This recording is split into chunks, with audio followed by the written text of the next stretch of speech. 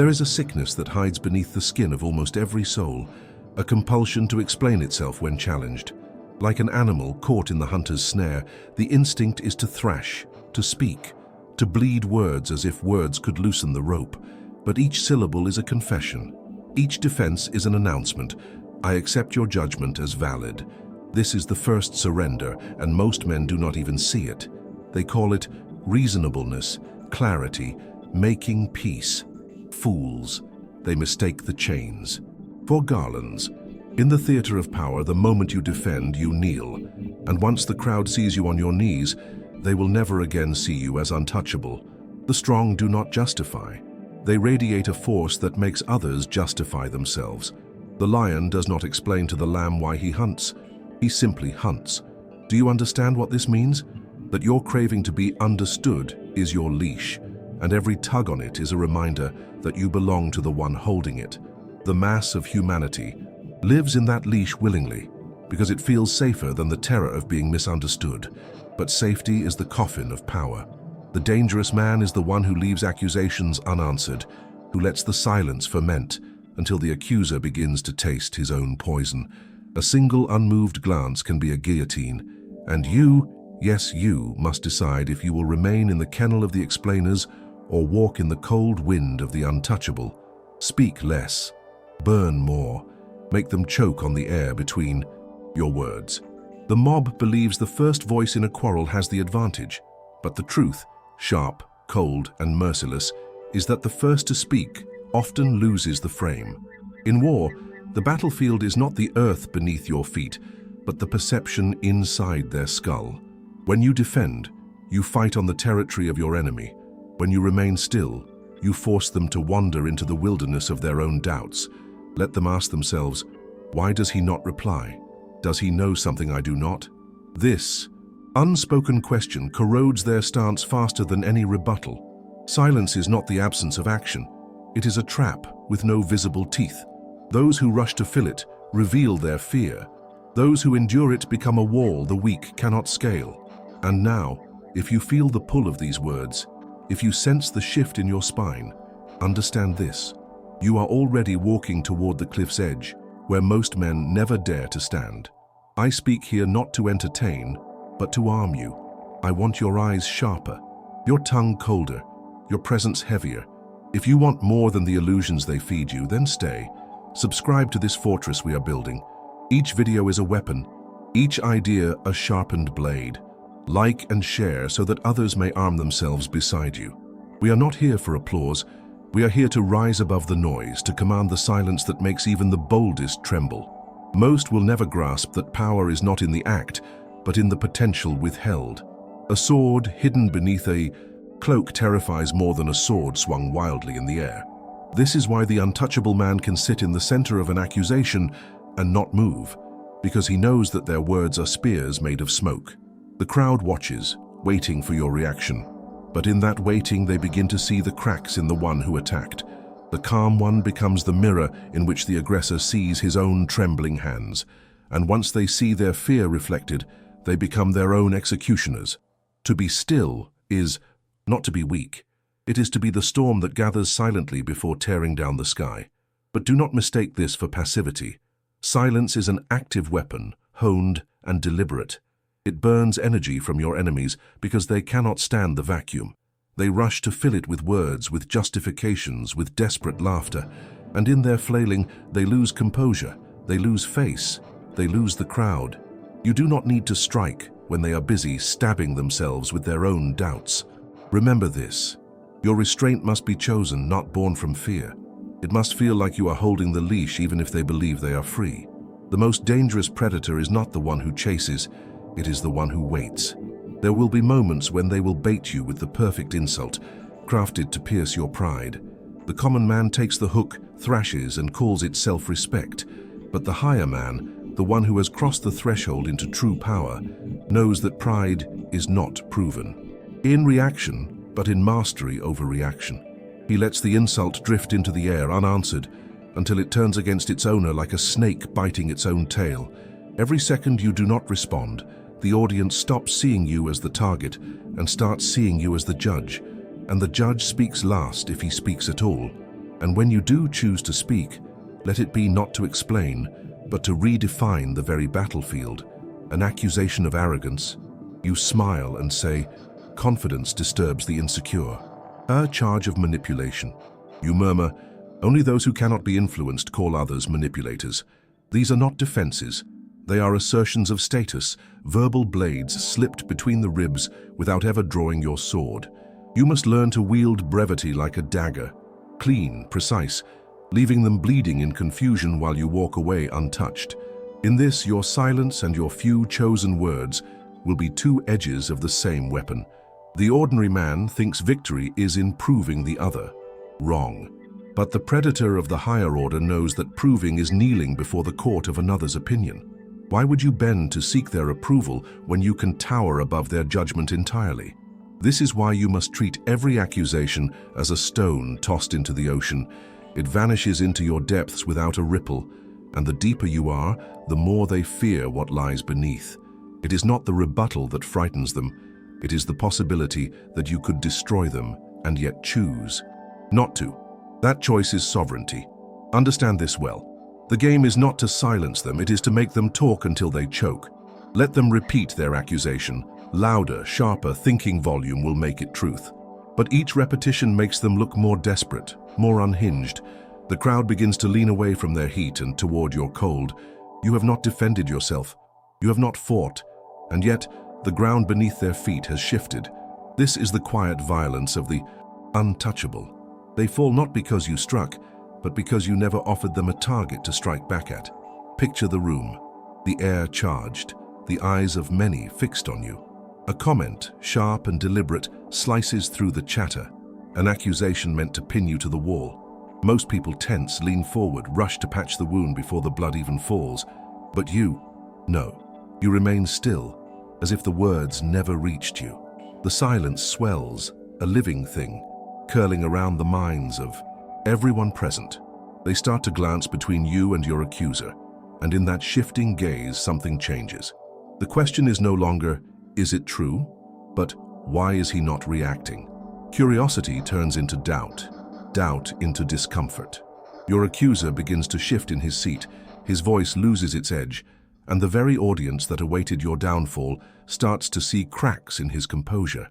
Without lifting a finger, you have reversed the hunt. This is not mere stoicism, it is calculated dominance. The absence of your reaction forces others to fill the void, and when they do, they reveal more of themselves than they intended. A man expecting a fight is prepared. A man faced with the abyss of your quiet is defenseless. You must train for this, not in moments of calm, but in the heat of accusation. The body will want to flinch, to defend, to bark back. Chain that instinct. Control your breath. Let your stillness become an unshakable pillar in the storm.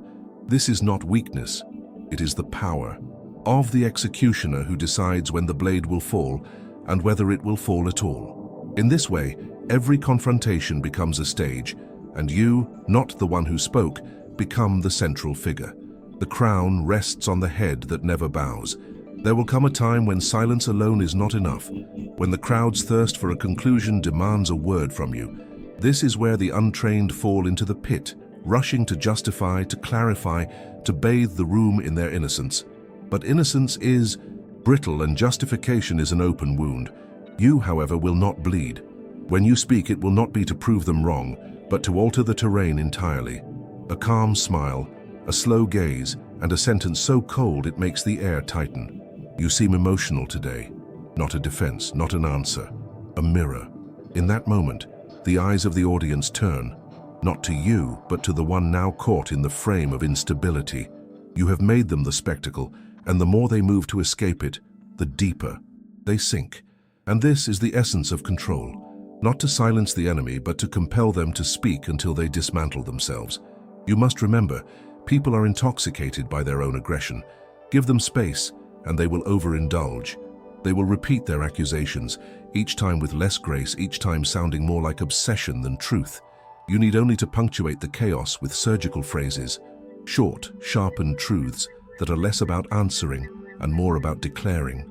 Dominance. This is psychological judo, using the force of their lunge to send them sprawling. The room will not remember the details of the accusation, They will remember the composure of the man who refused to be moved and the disarray of the one who could not stop moving. And in the realm of power, memory is the true verdict. In the digital arena, the same laws apply, but the crowd is multiplied and the echo chamber is louder. An accusation here can spread like wildfire, not because it is true, but because it is bait for the restless. Most leap into the flames to defend themselves, their fingers bleeding from the frantic tapping of justifications. You will not. Let them throw their stones into the void of your silence. Let them shout into the wind. And when you do speak, it will not be an answer, it will be an elevation.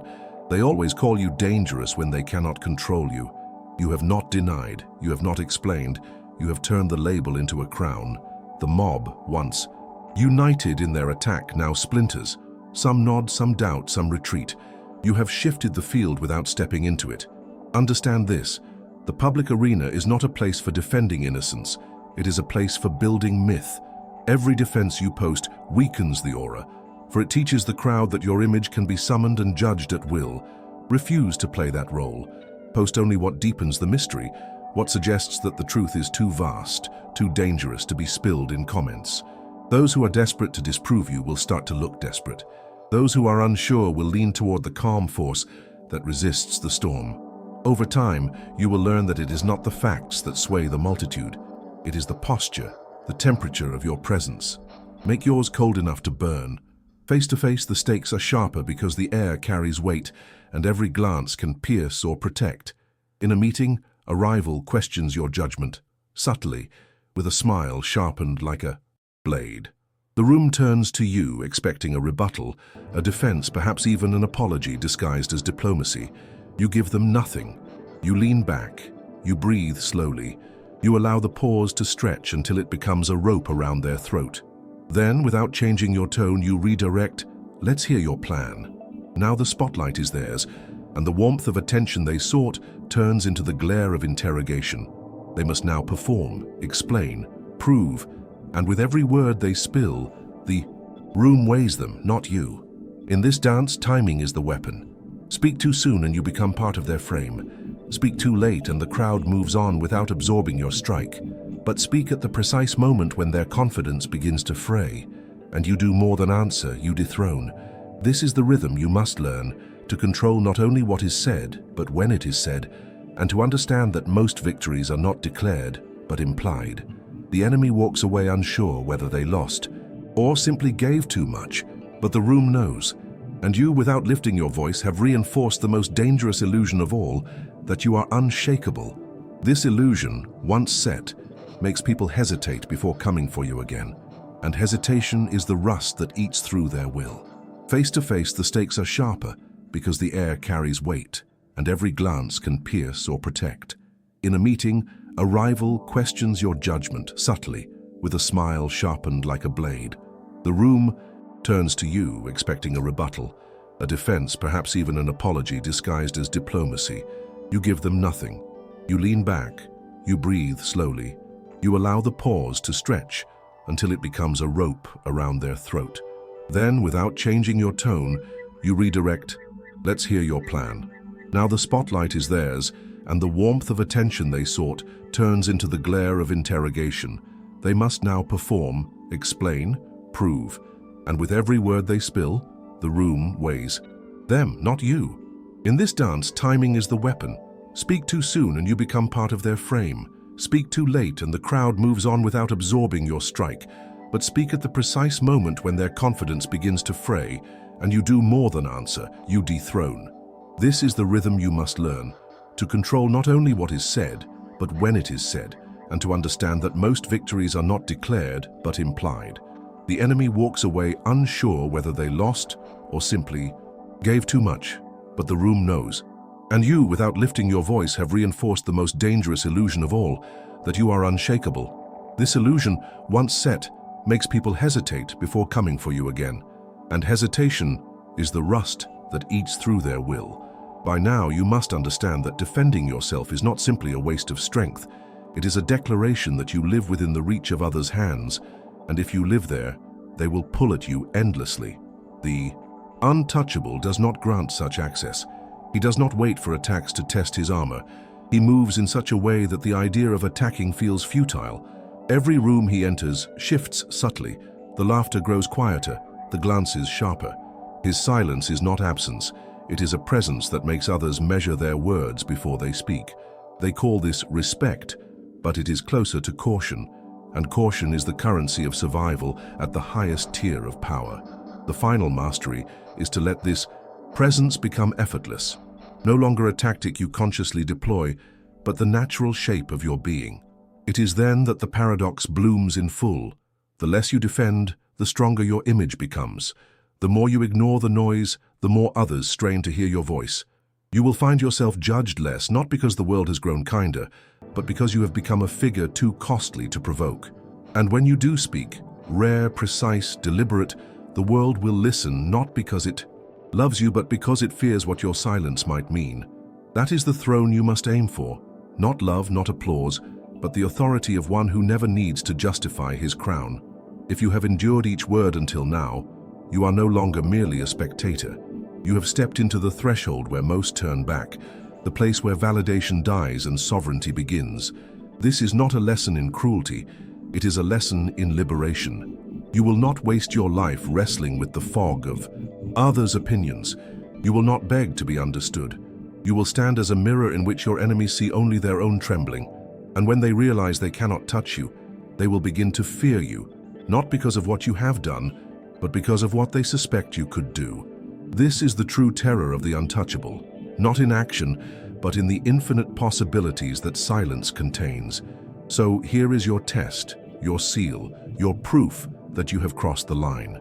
If these words have resonated in the marrow of your bones, leave your mark, not for the algorithm, not for the crowd, but for yourself. Write below, "My stillness is my answer." Let it be your vow, your reminder that you do not enter battles that shrink you. Subscribe to this fortress of thought, where each video is not entertainment but a weapon, each idea not a comfort but a key. Step inside and carry the weight of your own aura. For the man who commands his silence commands the battlefield itself. And from that height, you will not need to win arguments, for the war will already be yours.